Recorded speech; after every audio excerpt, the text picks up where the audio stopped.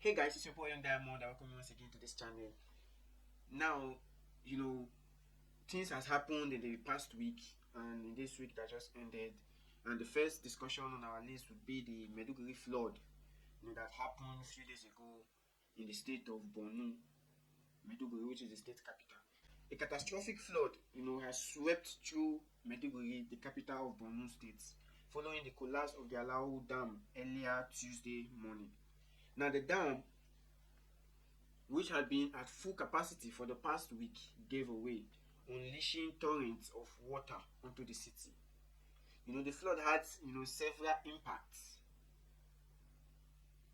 The flood has severely impacted several neighborhoods, including, Fori, Gatimare, Gwange, and Bulabulin.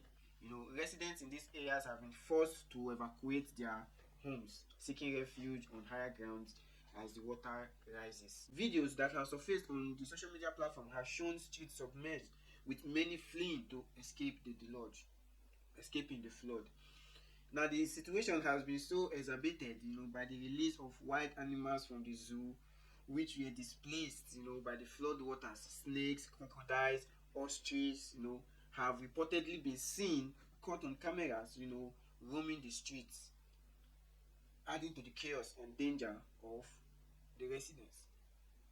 Now, the Commissioner of Information and Internal Security, Usman Ta, issued a flood alert on Tuesday, advising immediate evacuation for those living along riverbanks. Now, let's go back to when this particular Alao Dam was constructed. Now, the Alao Dam was constructed or started in August 1984 and was completed in August 1986, which is 2 years after. Now, the dam was constructed specifically to help farmers with irrigation and to help control flooding from the Nagada River. Now, the Alao Dam, which is located in Maiduguri Borno State, due to heavy downpour, because this period we've gotten cases of series of downpour, heavy downpours, it overflowed, causing devastating floods in the city. Now, according to government, the flood was caused by the overflow of Ngada River and not the collapse of the Alao Dam. When issues like this happen, the government will try to look for ways, to divert a little bit of the attention from them. Because what are the claims? There are so many claims that the dam was faulty. The dikes collapsed in the dam. Now, what are the dikes? The dikes are structures that are constructed, to mitigate the effects either of the dam being overflooded with water, and also helps control the flow of this particular water in question. Now, when these dams, people have been complaining about this dam. The one issue Nigeria has is maintenance culture. Now, it has never been in the DNA of the Nigerian government, when it comes to maintenance and structuring of, their infrastructures. Now, each dam has its lifespan, and each dam has a duration in which rehabilitation has to take place. And if there is no rehabilitation taking place due to one or two reasons, definitely put the people's lives at risk. Now, with reports, millions of people have been left homeless. Half of the city have been submerged underwater. Why? Due to the inability of both the state, the federal, and all of that to maintain this dam. Now, the government came out and they said the dam was not the faulty, the dam was intact. But, the Ngada River, there was an overflow due to the heavy downpour, and which overflowed, resulting in the submergence of cities that are close, to the dam.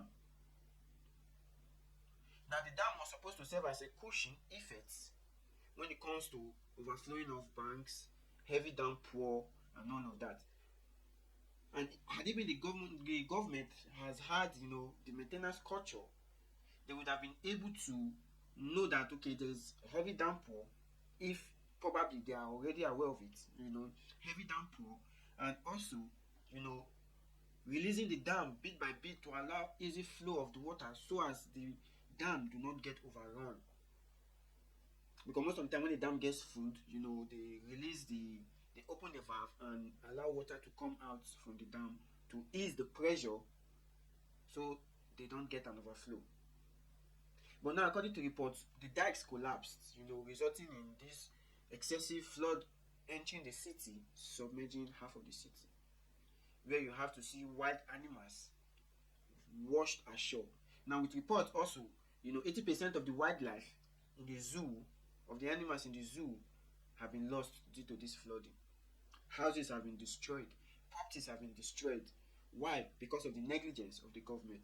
Now, the dam has received multi-million naira funds for rehabilitation in the past years, including 285 million in 2020 and 200 million in 2023. Now, despite the allocation, the dam maintenance was neglected. That is one of the problems when a contract is awarded for maintenance and all of that. We only see it on paper, but in reality, there is no work being done. And the funds were misappropriated, leading to its eventual collapse. Because when there is a structural maintenance, a constant maintenance of infrastructures, collapse, can be avoided. So it is when a structure is neglected after a period of time, becomes weakened and then collapse. Now, the Borno State Governor, Babagana Zulum, had stated that the dam collapse was due to combination of heavy rain and lack of maintenance. Now, the truth be told, it is purely lack of maintenance that has made, this dam to collapse, not heavy downpour.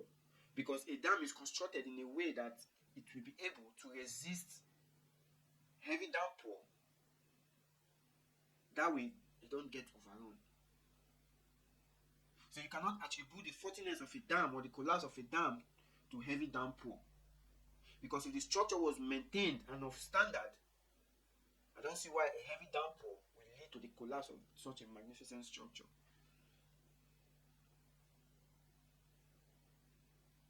So most of the funds that were allocated, although not all is being made public, but series of contracts were awarded for all this construction, renovation, and maintenance, and even rehabilitation of the dam.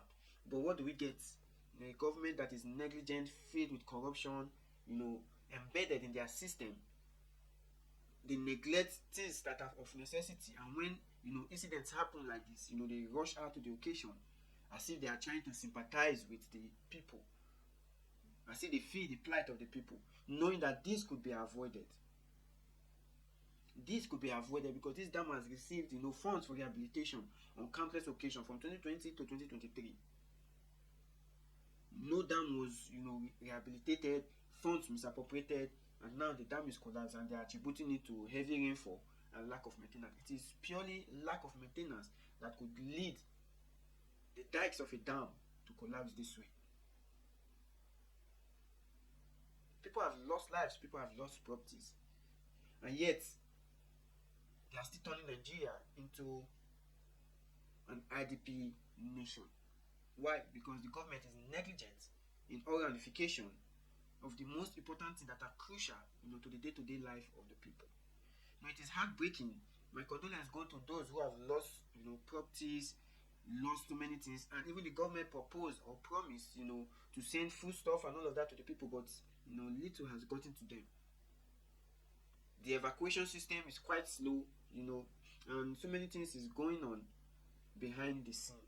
So I just wish and hope these people find safe haven and the government come to the rescue of these people. And one of the important things again that we also as individuals neglect is the concept of insurance. When you are living close to an area that's is situated close to a dam, a riverine area, or an area that is prone to flooding, definitely there is an insurance that can cover for flooding.